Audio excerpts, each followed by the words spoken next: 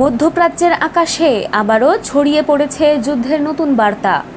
ইরানের প্রকাশিত সাম্প্রতিক ফুটেজ ঘিরে শুরু হয়েছে তীব্র আলোচনা। তেহরানের দাবি, তাদের পাল্টা অভিযানে এমন সব ক্ষেপণাস্ত্র ব্যবহার করা হয়েছে যা প্রতিপক্ষের প্রতিরক্ষা ব্যবস্থাকে কার্যত অকার্যকর করে দিয়েছে। ইরানি সামরিক বিশ্লেষকদের ভাষ্য, চলমান সংঘাতে তারা এখন প্রতিশোধমূলক কৌশলের উপর জোর দিচ্ছে। অর্থাৎ যে ধরনের লক্ষ্যবস্তুতে হামলা চালানো হবে তার জবাবও আসবে এই ধরনের স্থাপনা বা সক্ষমতার বিরুদ্ধে। সাম্প্রতিক অভিযানে ইরান যে ক্ষেপণাস্ত্রগুলো ব্যবহার করেছে বলে দাবি করা হচ্ছে তার মধ্যে রয়েছে খেইবার শেকান, গদর এবং ইমান শ্রেণীর ব্যালিস্টিক মিসাইল। খেইবার শেকানকে ইরানের অন্যতম আধুনিক মাঝারি পাল্লার ক্ষেপণাস্ত্র হিসেবে বিবেচনা করা হয়। এটি দীর্ঘ দূরত্বে নির্ভুল আঘাত হানার পাশাপাশি উন্নত প্রতিরক্ষা ব্যবস্থাকে বিভ্রান্ত করার সক্ষমতা রাখে বলেও তেহরানের দাবি। অন্যদিকে গদর ক্ষেপণাস্ত্র দূরপাল্লার লক্ষ্যবস্তুতে আঘাত হানার জন্য তৈরি করা হয়েছে। আর ইমাদকে ধরা হয় ইরানের প্রথম দিকের গাইডেড ওয়ারহেড প্রযুক্তি সম্পন্ন ব্যালিস্টিক ক্ষেপণাস্ত্রগুলোর একটি, যা নির্ভুলভাবে বৃদ্ধির জন্য বিশেষভাবে পরিচিত। ইরানি সূত্রগুলো বলছে, সাম্প্রতিক হামলায় একাধিক গুরুত্বপূর্ণ অবকাঠামোকে লক্ষ্যবস্তু করা হয়েছে। এর মধ্যে শিল্প ও জ্বালানি খাত সংশ্লিষ্ট স্থাপনাও ছিল বলে দাবি করা হচ্ছে। তেহরানের বক্তব্য অনুযায়ী তাদের নিজস্ব শিল্প ও জ্বালানি স্থাপনায় হামলার জবাব হিসেবেই এই পদক্ষেপ নেওয়া হয়েছে। ইরানের সামরিক বাহিনী মনে করছে, আঞ্চলিক সংঘাতে জ্বালানি অবকাঠামোকে টার্গেট করা হলে তাদের প্রতিরক্ষাও এখন একই মাত্রায় ফিরে আসবে। এক বিবৃতিতে ইরানের সামরিক নেতৃত্ব সতর্ক করে জানিয়েছে, যদি জ্বালানি ও বেসামরিক স্থাপনাগুলোকে লক্ষ্য করে হামলা অব্যাহত থাকে তাহলে এর প্রভাব শুধু যুদ্ধরত পক্ষগুলোর মধ্যেই সীমাবদ্ধ থাকবে না, বরং পুরো মধ্যপ্রাচ্যের জ্বালানি সরবরাহ ব্যবস্থা ঝুঁকির মুখে পড়বে, যার প্রভাব আন্তর্জাতিক বাজারেও অনুভূত হবে। বিশেষ করে তেল ও গ্যাসের দাম অস্বাভাবিকভাবে বেড়ে যাওয়ার আশঙ্কা উড়িয়ে দেওয়া যাচ্ছে না। এদিকে বিভিন্ন সূত্রের দাবি, সাম্প্রতিক অভিযানে কয়েকটি সামরিক বিমান ঘাঁটিও লক্ষ্যবস্তু ছিল। এসব ঘাঁটি দীর্ঘদিন ধরে আঞ্চলিক সামরিক অভিযানের গুরুত্বপূর্ণ কেন্দ্র হিসেবে ব্যবহৃত হয়ে আসছে। বিশ্লেষকদের মতে, আধুনিক যুদ্ধে শুধু সামরিক শক্তি নয়, প্রতিপক্ষের অবকাঠামো, সরবরাহ ব্যবস্থা এবং কৌশলগত সক্ষমতাকেও সমান গুরুত্ব দিয়ে লক্ষ্যবস্তু করা হচ্ছে। আর সেই বাস্তবতাকেই মধ্যপ্রাচ্যের চলমান সংঘাতকে আরও জটিল এবং অনিশ্চিত করে তুলেছে। যুদ্ধের এই নতুন অধ্যায়ে এক বিষয় স্পষ্ট, উভয় পক্ষই এখন শুধু প্রতিরক্ষামূলক অবস্থানে নেই, বরং প্রতিটি হামলার জবাবে আরও বড় এবং প্রতীকী পাল্টা আঘাতের প্রস্তুতি চলছে। ফলে মধ্যপ্রাচ্যের বর্তমান পরিস্থিতি কোন দিকে মোড় নেবে তা নিয়ে আন্তর্জাতিক মহলেও বাড়ছে উদ্বেগ এবং নজরদারি।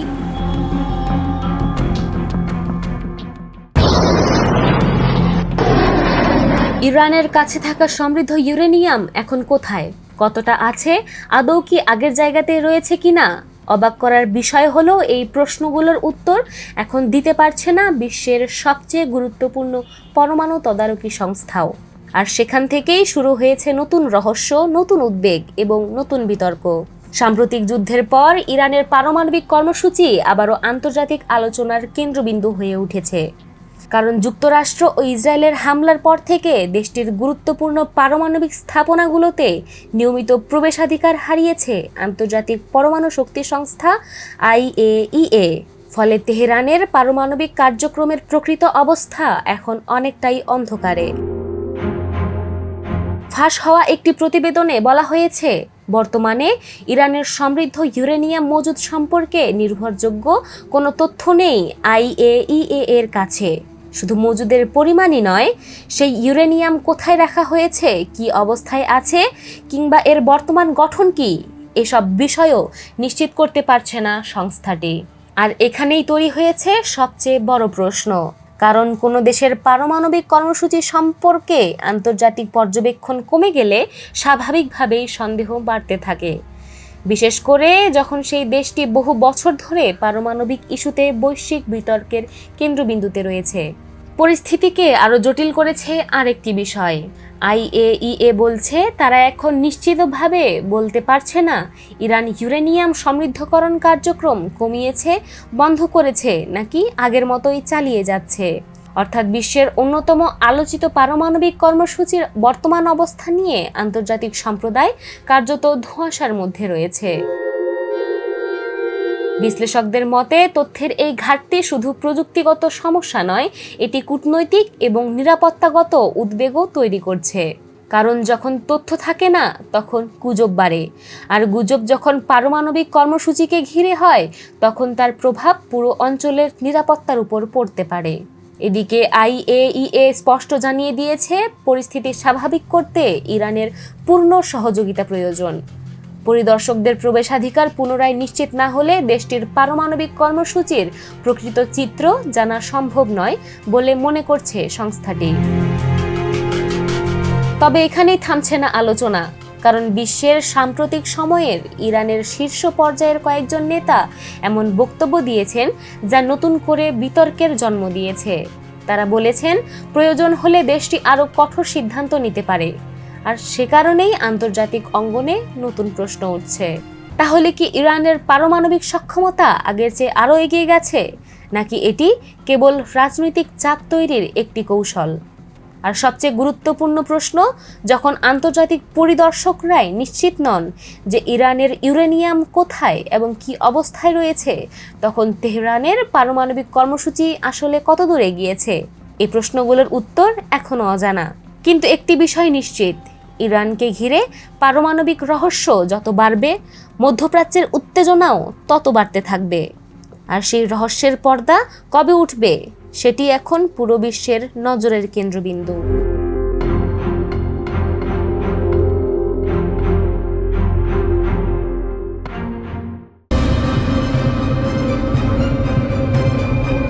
একটি ক্ষেপণাস্ত্রের আঘাত আর তাতে ওলটপালট হয়ে গেছে মধ্যপ্রাচ্যের পুরো ক্ষমতার সমীকরণ। ইরানের সর্বোচ্চ নেতা আয়াতুল্লাহ আলী খামেনির মৃত্যুর পর এখন বিশ্বজুড়ে ঘুরপাক খাচ্ছে একটাই প্রশ্ন, আসলে কোথায় আছেন মোজতবা খামেনি? তিনি কি সত্যি জীবিত, নাকি তেহরান বিশ্বের চোখের সামনে লুকিয়ে রাখছে আরো বড় কোনো সত্য? আলী খামেনির মৃত্যুর খবর নিশ্চিত হওয়ার পর থেকেই রহস্যের কেন্দ্রে চলে এসেছেন তার ছেলে মোজতবা খামেনি। মার্কিন পররাষ্ট্রমন্ত্রী মার্কো রুবিও দাবি করেছেন মোজতবা জীবিত আছেন এবং ধীরে ধীরে দেশের অভ্যন্তরীণ বিষয়গুলোতে সক্রিয় ভূমিকা নিতে শুরু করেছেন। কিন্তু মধ্যপ্রাচ্যে বিশ্লেষকদের অনেকেই বলছেন এখন পর্যন্ত এমন কোনো অকাট্য প্রমাণ প্রকাশ করা হয়নি যা নিশ্চিত করে বলতে পারে মোজতবা খামেনি জীবিত অথবা নিহত। রহস্য আরো ঘনীভূত হয়েছে আরেকটি কারণে। ক্ষমতা গ্রহণের পর তার নামে যে প্রথম বিবৃতি প্রকাশ করা হয় সেটি তিনি নিজে ক্যামেরার সামনে এসে পড়েননি, বরং ইরানের রাষ্ট্রীয় সংবাদ মাধ্যমের একজন উপস্থাপক সেই বক্তব্য পাঠ করেন। ফলে প্রশ্ন উঠেছে, তিনি কি গুরুতর আহত, নাকি নিরাপত্তাজনিত কারণে সম্পূর্ণ গোপনে রাখা হয়েছে তাকে? পিতার মৃত্যুর পর ইরানের 88 সদস্যের বিশেষজ্ঞ পরিষদ দ্রুত মোজতবা খামেনিকে নতুন সর্বোচ্চ নেতা হিসেবে মনোনীত করে। এরপর ইসলামিক রিভলিউশনারি গার্ড কর্পস, সেনাবাহিনী, পুলিশ এবং গার্ডিয়ান কাউন্সিল তার প্রতি আনুগত্য ঘোষণা করে। অর্থাৎ ক্ষমতার কেন্দ্রগুলো অন্তত আনুষ্ঠানিকভাবে নতুন নেতৃত্বকে মেনে নিয়েছে। তবে ক্ষমতায় এসেই কঠোর বার্তা দিয়েছেন মোজতবা। তার নামে প্রচারিত প্রথম ভাষণে হরমুজ প্রণালী বন্ধ রাখার ঘোষণা আসে। একই সঙ্গে মধ্যপ্রাচ্যে থাকা মার্কিন ঘাঁটিগুলোকে সরাসরি হুমকি দেওয়া হয়। এতে নতুন করে উদ্বেগ তৈরি হয়েছে আন্তর্জাতিক অঙ্গনে, কারণ বিশ্বের তেল সরবরাহের একটি বড় অংশ নির্ভর করে এই হরমুজ প্রণালীর ওপর। বর্তমানে মোজতবা খামেনি কোথায় অবস্থান করছেন সে বিষয়ে কোনো তথ্য প্রকাশ করছে না তেহরান। ইরানের দাবি রাষ্ট্রের নিরাপত্তার স্বার্থেই তার অবস্থান গোপন রাখা হয়েছে। কিন্তু সমালোচকরা বলছেন অবস্থান গোপন রাখা আর জনসমক্ষে না আসার মধ্যে বড় পার্থক্য রয়েছে। এদিকে ইরান, যুক্তরাষ্ট্র ও ইসরায়েলের মধ্যকার দীর্ঘদিনের উত্তেজনা এখন নতুন মাত্রা পেয়েছে। পারমাণবিক কর্মসূচি, হরমুজ প্রণালী এবং আঞ্চলিক আধিপত্য নিয়ে সংঘাত এমন জায়গায় পৌঁছেছে যেখানে একটি ভুল সিদ্ধান্ত পুরো অঞ্চলকে নতুন যুদ্ধে ঠেলে দিতে পারে। এখন পুরো বিশ্বের নজর এক ব্যক্তির দিকে। তিনি কি সত্যি জীবিত থেকে ইরানের জন্য যুদ্ধনীতির নেতৃত্ব দিচ্ছেন, নাকি মধ্যপ্রাচ্যের সবচেয়ে ক্ষমতাধর পরিবারকে ঘিরে তৈরি হয়েছে এমন এক রহস্য যার উত্তর এখনো জানে না কেউ? আর যদি মোজতবা খামেনি সত্যি ক্ষমতার কেন্দ্রে থেকে থাকেন, তাহলে তার প্রথম বড় সিদ্ধান্ত কি মধ্যপ্রাচ্যকে আরো বড় সংঘাতের দিকে ঠেলে দেবে?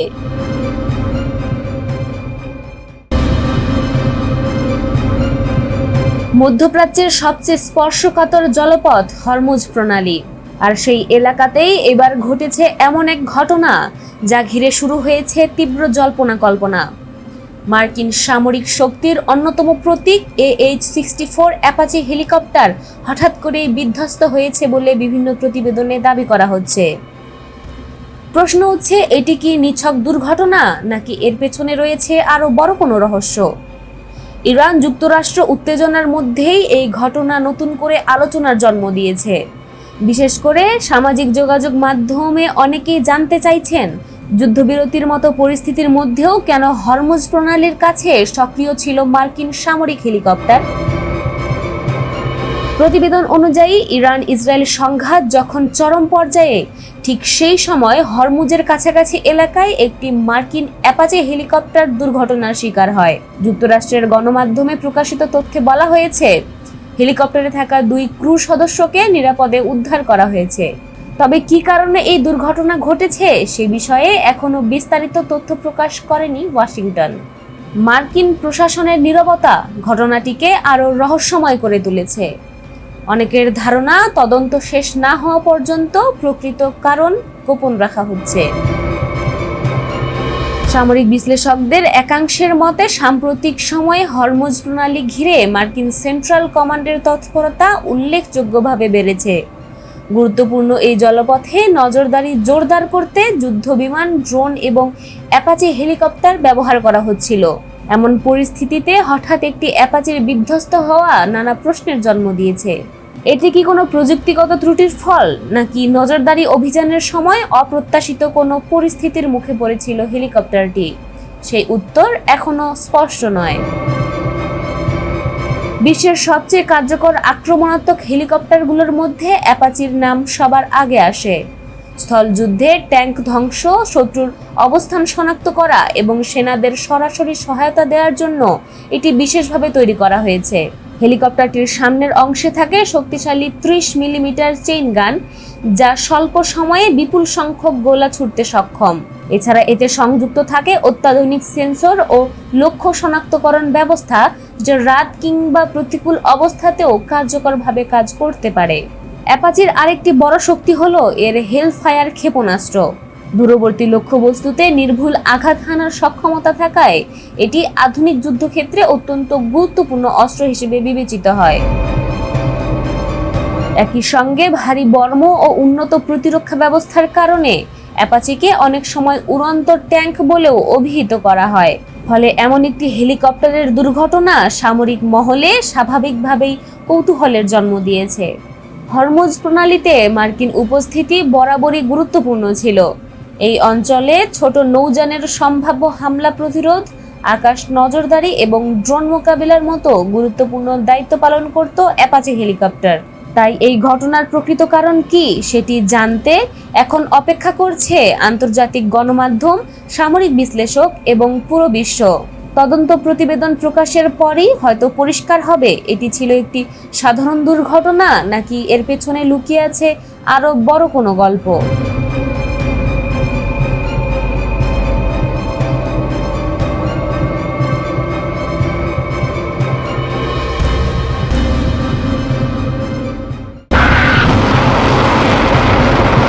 মধ্যপ্রাচ্যের আকাশে আবারও যুদ্ধের আগুন। কয়েক ঘন্টা আগেও যেটাকে অনেকেই সীমিত উত্তেজনা বলে মনে করছিলেন, মুহূর্তের মধ্যেই সেটি রূপ নেয় এক বিস্ফোরক সংঘাতে। ইসরায়েলের যুদ্ধবিমান যখন তেহরান, ইস্পাহান এবং তাবরিজের আকাশে বিস্ফোরণের আগুন ছড়িয়ে দিচ্ছিল, তখন হয়তো তেল আবিব কল্পনাও করেনি যে পাল্টা জবাব আসবে আরেক দিক থেকে। এমন এক দিক থেকে যেখান থেকে বহুদিন ধরে অপেক্ষা করছিল পুরো অঞ্চল। কারণ এবার শুধু ইরান নয়, যুদ্ধে সক্রিয় হয়ে উঠেছে ইয়েমেনও। দখলদার ইসরায়েলের দিকে ছুটে এসেছে একের পর এক ক্ষেপণাস্ত্র। মুহূর্তের মধ্যে বেজে ওঠে সতর্কতা সাইরেন, আতঙ্কে আশ্রয়কেন্দ্রের দিকে দৌড়াতে শুরু করে মানুষ। ইসরায়েলের মধ্যাঞ্চলের আকাশে ভেসে ওঠে যুদ্ধের সেই পরিচিত শব্দ। আর তখনই পরিষ্কার হয়ে যায় মধ্যপ্রাচ্যের এই সংঘাত আর কেবল ইরান বনাম ইসরায়েলের মধ্যে সীমাবদ্ধ নেই। ইয়েমেনের প্রতিরোধ যোদ্ধারা দীর্ঘদিন অনেকটা নীরব ছিল, কিন্তু সেই নীরবতা যে ছিল ঝড়ের আগের নীরবতা, সে এখন বুঝতে পারছে সবাই। ইসরায়েলি সূত্রের দাবি, ইয়েমেন থেকে ছোড়া ক্ষেপণাস্ত্রের লক্ষ্য ছিল নেভাতিম এবং তেল নভ বিমান ঘাঁটি। যদিও তেল আবিব বলছে অধিকাংশ ক্ষেপণাস্ত্র প্রতিহত করা হয়েছে, কিন্তু প্রশ্ন উঠেছে অন্য জায়গায়। প্রশ্ন হলো, যদি একটি ক্ষেপণাস্ত্র ইসরায়েলের প্রতিরক্ষা বলয় ভেদ করতে পারে, তাহলে পরবর্তী আক্রমণে কি ঘটবে? এর পেছনে রয়েছে আরও বড় একটি কারণ।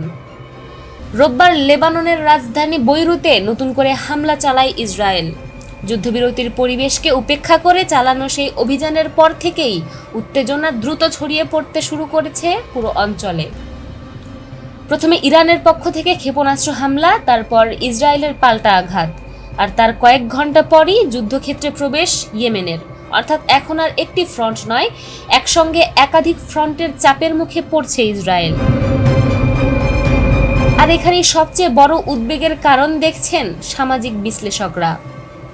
কারণ প্রতিরোধ অক্ষের সদস্যরা যদি একই সময়ে বিভিন্ন দিক থেকে চাপ সৃষ্টি করে, তাহলে মধ্যপ্রাচ্যের যুদ্ধের মানচিত্র সম্পূর্ণ বদলে যেতে পারে। কিন্তু এই গল্পের সবচেয়ে ভয়ঙ্কর অংশটি এখনো সামনে আসেনি। কারণ একই সময়ে এমন একটি ঘটনা ঘটেছে যা সৌদি আরবকেও অস্বস্তিতে ফেলে দিয়েছে। বিস্ফোরণের শব্দ শুধু ইরান বা ইসরায়েলে সীমাবদ্ধ থাকেনি, কেঁপে উঠেছে আরেকটি গুরুত্বপূর্ণ দেশও। আর সেখান থেকেই শুরু হচ্ছে নতুন রহস্য।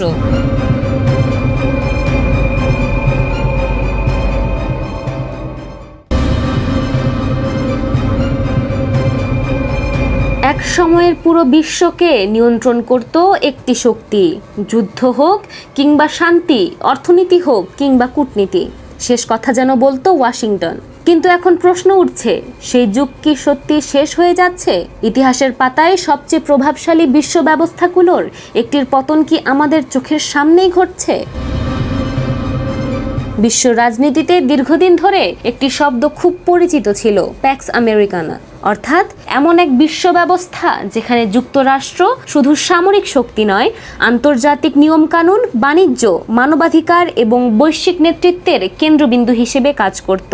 কিন্তু সাম্প্রতিক বছরগুলোতে সেই কাঠামোতে বড় ধরনের ফাটল দেখা দিয়েছে।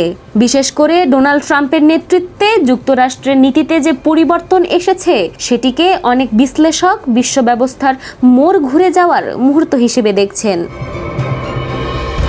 একসময় জাতিসংঘ, আন্তর্জাতিক মুদ্রা তহবিল, বিশ্বব্যাংক এবং বিশ্ব বাণিজ্য সংস্থার মতো প্রতিষ্ঠানগুলোকে শক্তিশালী করার পিছনে ওয়াশিংটনের বড় ভূমিকা ছিল।